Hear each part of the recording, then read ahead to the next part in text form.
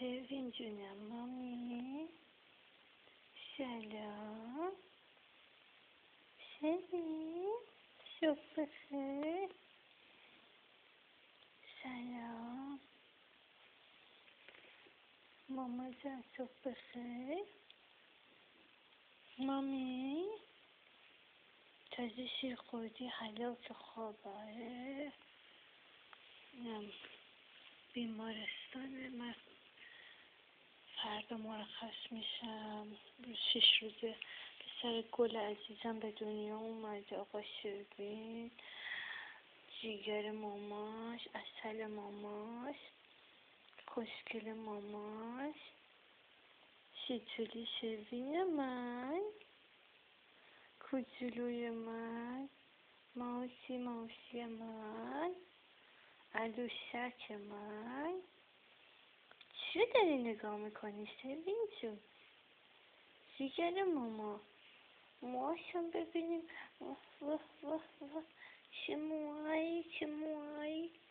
چه موهایی داره پسرم ای جان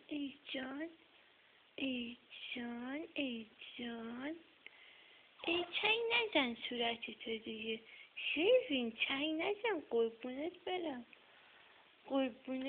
مامانت آخ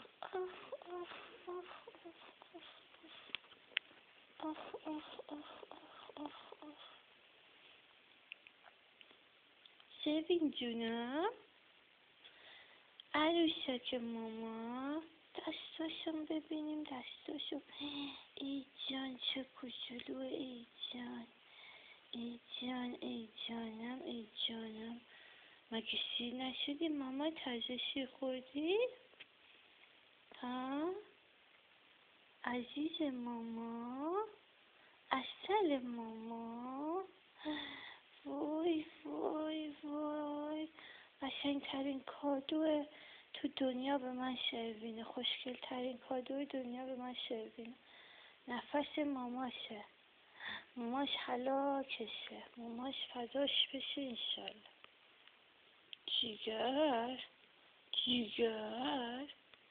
جیگر من علوشک من ماوسی من خوشدل ماماش چی جونم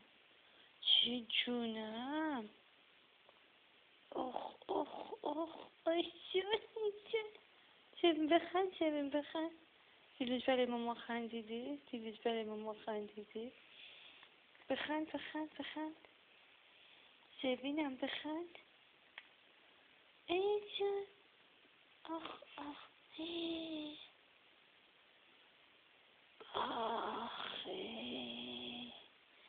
آخه